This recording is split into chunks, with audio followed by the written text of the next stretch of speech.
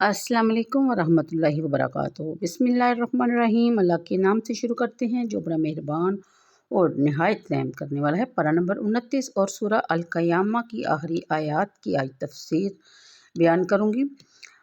इसकी आयत नंबर 16-17। बस जब हम इसे पढ़ें तो आप इत्बा करें इसी पढ़ने का, फिर हमारे ज़िम्मे है इसको खोलकर बयान कर देना। यानी इन आयात में, ख़ास तौर पे इन 2 आयात में एक राज से पर्दा उठाया जा रहा है कि इंसान जो बुराइयां करता है इनका इसे बखूबी इल्म होता है। दुनिया के सामने अपनी रास्त गुफ्तारी, रास्त रवी, खलूस और दयानतदारी तो वो साबित कर लेता है, लेकिन उसका ज़मीर किसी हालत में भी मुतमिन नहीं होता। उसको ये बावर कराता रहता है कि वो गलत है या सही है। फिर अगली आयत में बयान फरमाया कि कुरान करीम की एक छोटी सी आयत ने इतराज़ात के इस तोरे माँ को निस्तो नबूद कर दिया। फरमाया सुम्मा इन्ना अलैना बयानहू, यानी मुनकरीन सुन्नत ने इन्ना अलैना बयानहू का ये मतलब बयान किया है कि एक हुक्म जो एक जगह कुरान में मुजमलन मज़कूर है, दूसरी आयत में इसकी तफसील दर्ज कर दी गई है। यही वो बयान कुरान है जिसका वादा किया गया है। इसको वह तफसीरुल कुरान बिल कुरान की बारी बार कम और रोबदार इस्तिलाहत से तबीर करते हैं। हम बसद अदब इनकी खिदमत में अर्ज़ करते हैं कि वो सारे कुरान से हज करने का तरीका ही हमें समझा दें। हम इनको कुरान फ़हमी की दाद देंगे अगर वो हज़रात सुन्नत की रोशनी के बगैर हज अदा करने की हुक्म की तामील करेंगे तो ना इन्हें नामी ज़िलहज का तयन मिलेगा, ना तवाफ़ का तरीका, ना एहराम की तफसीलात, ना दीगर अरकान हज का इन्हें सही इल्म होगा। इनके इज्तिहाद के मुताबिक मिलत इस्लामिया का ये बैनुल अक़वामी इज्तिमा इंतशार व इख्तिलाफ की नज़र हो जाएगा। हाई से भी ज़्यादा अहम इबादत नमाज है। आप नमाज के बारे में कुरान करीम की सब आयतों को चुनकर जमा कर लें, फिर अरबी लुगात की सारी कुतब जो आपको दस्तयाब हों वो भी फराहम कर लें। मज़ीद बरा अरबी ज़बान के माहिरीन की एक जमात को भी अपने पास बैठा लें। फिर भी अकीम व सलाती का मानी नहीं समझा सकते। अल्लाह ताला ने अपने इस हुक्म की तमील हमसे किसी सूरत में चाहता है। आप बरसों मगज़मारी करते रहे, सुन्नत नबवी की मदद के बगैर आप इन आयत के इन 2 लफ्ज़ों का मानी नहीं बता सकते जो कि सारे कुरान को समझने का आप दावा कैसे कर सकते हैं। कुरान और बयान कुरान यानी सुन्नत नबवी इस आयत के मुताबिक सब मुनज़ल्ला मन अल्लाह हैं, इनको जुदा नहीं किया जा सकता। आप अमल करना चाहते हैं तो आपको दोनों पर अमल करना होगा। अगर आप कुरान को नज़रअंदाज कर देंगे तो आपके लिए मुमकिन ही ना होगा कि आप कुरान का इस तरह इत्बा करें जिस तरह इसके नाज़िल करने वाले की मंशा है।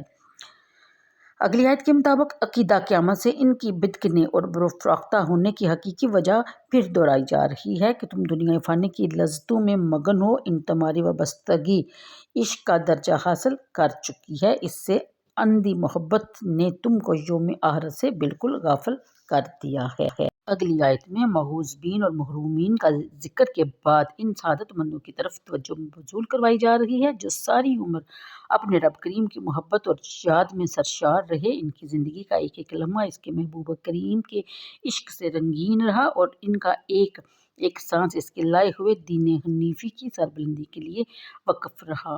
फरमाया कई ऐसे चेहरे होंगे जिनके हुस्न और जमाल और तरोताज़गी और शगुफ्तगी को देखकर आंखें रोशन हो जाएंगी और अपने रब के मुशाहिदा दीदार से मुस्तग़रक़ हो जाएंगे। अहले सुन्नत का ये मुतफ़िक़ा अक़ीदा है कि वो दार आखिरत में अल्लाह ताला अपने मकबूल बंदों को अपने दीदार से मुशर्रफ़ फरमाएंगे। लेकिन मुतज़िला, ख़वारिज और दीगर बिदती फ़िरके इस बात का इनकार करते हैं। वो कहते हैं कि रोयत के लिए जिन शराइत का पाया जाना ज़रूरी है ज़ात बारी इनसे मुबर्रा है, इसके लिए रोयत का तहक़ीक़ नामुमकिन है। वो कहते हैं कि रोयत के लिए देखने वाले का बिना होना, जिसको देखा जा रहा है इसका महसूस होना, किस जुहत में पाया जाना, ज़्यादा नज़दीक ना ज़्यादा दूर होना ज़रूरी है। जब अल्लाह ताला जुहत से महसूस होने से, दूरी और नज़दीकी से पाक है तो इसकी रोयत कैसे मुतहक़्क़िक़ हो सकती है। लेकिन अहले सुन्नत इसका जवाब देते हैं कि तुम आलम आखिरत के हक़ाइक़ को आलम दुनिया पर क़यास कर रहे हो जो कि सरासर नादानी है। हमारा दावा है कि रोयत मुतहक़्क़िक़ होगी, इन शराइत के पाए जाने के बगैर मुतहक़्क़िक़ होगी। कैफ़ो जुहत और सबूत मसाफ़ात کی تکلفات کے بغیر آنکھیں رب کریم کا دیدار کریں گی۔ نیز کثیر احادیث ہے جو مجموعی طور پر حد تواتر تک پہنچتی ہیں، رویت خداوندی کا ثبوت ملتا ہے۔ اتنی کثیر احادیث کا انکار کیوں کر ممکن ہے؟ صحیحین کی حدیث میں ہے کہ ہم حضور کریم صلی اللہ علیہ وآلہ وسلم کی خدمت میں بیٹھے ہوئے تھے، اچانک حضور صلی اللہ علیہ وسلم نے 14ویں کی چاند کی طرف دیکھا اور فرمایا، تم اپنے رب کو اس طرح دیکھو گے جس طرح اس 14ویں کے چاند کو دیکھ رہے ہو۔ سبحان اللہ۔ اور پھر زید ابن حارثہ کہتے ہیں کہ حضور اکثر یہ دعا مانگا کرتے تھے، اللہم انی اسألک برد العیش بعد الموت ولذت النظر الی وجہک والشوق الی لقائک، یعنی کہ الہی میں تجھ سے موت کے بعد آرام دہ زندگی کا سوال کرتا ہوں، مجھے اپنے روح انور کو دیکھنے کی لذت عطا فرما اور اپنے ملاقات کا شوق بخش۔ اہل جنت جب لذت دیدار سے محفوظ ہوں گے تو جنت کی کسی اور نعمت کی طرف وہ توجہ ہی نہ کریں گے۔ حضرت جابر رضی اللہ تعالیٰ عنہ سے مروی ہے کہ حضور صلی اللہ علیہ وسلم نے فرمایا کہ اہل جنت اپنی نعمتوں سے لطف اندوز ہو رہے ہوں گے کہ اچانک ایک نور چمکے گا، وہ اپنے سروں کو اٹھائیں گے، پس وہ دیکھیں گے کہ ان کا رب تبارک و تعالیٰ ان کی طرف توجہ فرما رہے ہیں اور انہیں سلام دے رہے ہیں۔ اللہ تعالیٰ اپنے بندوں کی طرف دیکھیں گے اور بندے مشاہدہ جمال الہی میں یوں مستغرق ہوں گے کہ وہ جنت کی ان نعمتوں کی طرف نظر اٹھا کر دیکھنا بھی گوارا نہیں کریں گے، یہاں تک کہ اللہ تعالیٰ اپنے اوپر حجاب عظمت ڈال لیں گے اور ان کا نور اور اس کی برکت ان میں باقی رہے گی۔ سبحان اللہ۔ اگلی آیت یعنی اے کفار جو دنیاوی زندگی کی خوشیوں، نعمتوں اور فائدوں کو آخرت کی ابدی سعادت پر ترجیح دے رہے ہیں، یہ فعل ہرگز معقول نہیں۔ اس کے بعد موت کا منظر بھی پیش کیا جا رہا ہے کہ ہنسلی کی ہڈی کو تراکی کہا جاتا ہے، یعنی جب روح گلے کی ہنسلی تک پہنچ جائے گی، حکیم طبیب سب آس توڑ دیں گے، گھر والے اس کی جان بچانے کے لیے جھاڑ پھونک والے کو تلاش کر رہے ہوں گے کہ شاید اس کے کسی چھو منتر سے اس کی جان بچے، لیکن مرنے والے کو معلوم ہوگا کہ جہان فانی سے اس کے کوچ کا وقت آ پہنچا ہے اور یہ بیماری جس کے شکنجے میں وہ کسا ہوا ہے، یہ فراق و جدائی کا پیغام لے کر آئی ہے۔ اگلی آیت میں کمزوری کا ذکر کیا گیا کہ یہ کمزوری کون سی ہوگی۔ پھر اگلی آیت میں ابو جہل جو منکرین نبوت اور منکرین قیامت کا سربراہ اور نمائندہ تھا، اس کا ذکر ہو رہا ہے اور اس کے ہم مسلک جو ان ایوب میں اس کے برابر کے شریک ہیں، ان سے ان کے کردار پر بھی روشنی پڑتی ہے۔ فرمایا نہ اس نے قرآن کی تصدیق کی اور نہ اس نے اپنے پروردگار کے حضور کبھی نماز ادا کی، بلکہ ان کا یہ ہر روز کا معمول بن گیا ہے کہ جب حضور صلی اللہ علیہ وسلم قرآن کریم کی تلاوت فرما رہے ہوتے ہیں جو ایک دوسرے کفار کی طرح اس مجلس میں آ بیٹھتا ہے اور اللہ تعالیٰ کی آیتوں کو جٹلاتا ہے، پھر بڑی حقارت امیز انداز سے منہ موڑنے لگتا ہے اور کہتا ہے کہ ہم تو خیال کر رہے تھے کہ بڑی حکیمانہ باتیں ہوں گی، یہاں آ کر وقت ہی برباد کیا، سوائے من گڑت قصوں کے ان کے کلام میں اور کیا رکھا ہے، چلو اٹھو یہاں وقت ضائع نہ کرو۔ پھر وہاں سے وہ بڑبڑاتا ہوا اٹھتا ہے اور گھر روانہ ہوتا ہے، لیکن اس کی رفتار عام قسم کی رفتار نہیں ہوتی، اس میں غرور ہے اور بے پرواہی ہے، بے نیازی ہے۔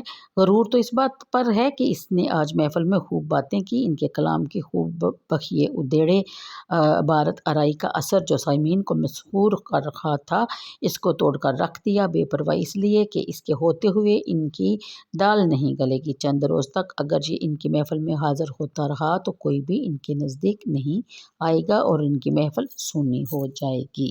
اگلی آیت کے مطابق علماء لغت کہتے ہیں کہ اس میں دھمکی اور تہدید ہے، یعنی تیری مہلت کی مدت ختم ہونے والی ہے، تیری بربادی کی گھڑی قریب آ گئی ہے۔ سلب نے اس کا معنی یہ بھی بتایا ہے کہ تو ہلاکت کے قریب آ گیا ہے۔ اسمی کہتے ہیں کہ اس کا مفہوم یہ ہے کہ جس چیز کو تو ناپسند کرتا تھا وہ اب تیرے قریب آ چکی ہے، اب تو اس سے بچ کر نہیں نکل سکتا۔ قتادہ سے منقول ہے کہ ابو جہل ایک روز بڑی متکبرانہ چال چلتا آ رہا تھا، فخر عالم صلی اللہ علیہ وسلم نے اس کا ہاتھ پکڑا اور اس کو کہا جھنجھوڑا اور پھر فرمایا کہ اولا لاکا فاولا ثم اولا لاکا فاولا۔ وہ بدبخت کہنے لگا کہ آپ مجھے دھمکی دے رہے ہیں، آپ اور آپ کا رب میرا کچھ بگاڑ نہیں سکتے۔ ان دو پہاڑوں کے درمیان جتنے لوگ آباد ہیں، ان میں سب سے زیادہ معزز ہوں میں۔ جب بدر کا دن آیا تو مسلمانوں کی طرف متوجہ ہو کر کہنے لگا کہ آج کے بعد اللہ تعالیٰ کے ہرگز پرستش نہیں ہوگی، اور اس وقت وہ بات پوری ہوئی جو اللہ تعالیٰ کے رسول کریم صلی اللہ علیہ وسلم نے فرمائی تھی، یعنی وہ قتل کر دیا گیا اور اس کی عزت اور سرداری سب خاک میں مل گئی۔ ان آیات سے ثابت ہوتا ہے کہ اللہ تعالیٰ کو غرور سے چلنا، ہاتھ پھیلا کے چلنا، اکڑ کے چلنا صحت ناپسند ہے۔ اس اگلی آیت میں بتایا گیا ہے کہ یعنی پانی کا قطرہ پہلے قیام کی حکمت کی طرف توجہ دلائے گی۔ اب اس کے وقوع کو ناممکن کہنے والوں کی غلط فہمی دور کی جا رہی ہے کہ کائنات کی دوسری حیران کن چیزوں کو تم رہنے دو، ذرا اپنی تخلیق پر ہی غور کر لو، تو یہ عقدہ بالکل ہی خود بخود کھل جائے گا۔ جو قادر مطلق ایک قطرہ آب سے تمہیں پیدا کر سکتا ہے، اس کے لیے تمہیں دوبارہ پیدا کرنا قطعاً مشکل نہیں۔ وہ بوند جو رحم مادر میں ٹپکتی ہے، اس سے تمہارا یہ قدر ارانہ چاند سا مکھڑا، یہ گلاب کے شرمانے والے رخسار، یہ غزالی آنکھیں، یہ عقل و خرد، ظاہری باطنی خواص کی پیچیدگیاں، مشینری، یہ مضبوط ٹانگیں، یہ لمبے لمبے ہاتھ، یہ چوڑا چکلا سینہ، یعنی کہ انسان کے ہر اعضاء کی تعریف کر کے اس سے پوچھا جا رہا ہے کہ یہ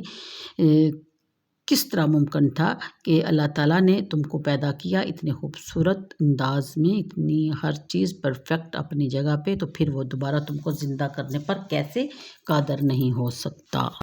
آخری آیات میں ذکر ہے کہ ذرا غور کرو، تاریک رحم میں ایک بوند ٹپکی، پھر اس کا منہ بند ہو گیا۔ اس کے بعد انسانی تخلیق جن پیچیدہ مرحلوں سے گزری، جو اعضاء اس میں پیدا ہوئے، ان میں جو نزاکتیں محفوظ رکھی گئی، پھر انسان کو کامل اعضاء بنا کر اس کی تاریک کوٹھری سے نکالا اور اس رزمگاہ حیات میں کھڑا کر دیا، پھر کس میں باپ بننے کی اور کسی میں ماں بننے کی صلاحیتیں رکھ دی۔ وہ قوتیں جو قدرت کے غیر مرئی ہاتھوں نے اس بچے میں ودیت کی تھی، وہ اس دنیا میں آ کر پروان چڑھنے لگی۔ انسان اپنی مہم کوشش کے باعث آج چاند کی سطح پر اپنی فتح مندی کے پرچم گاڑ رہا ہے۔ اللہ تعالیٰ جس کی قدرت کاملہ اور حکمت بالغہ کا شاہکار خود حضرت انسان ہے، کیا اتنی قدرت والا خدا اس بات پر قدرت نہیں رکھتا کہ مردوں کو دوبارہ زندہ کر سکے؟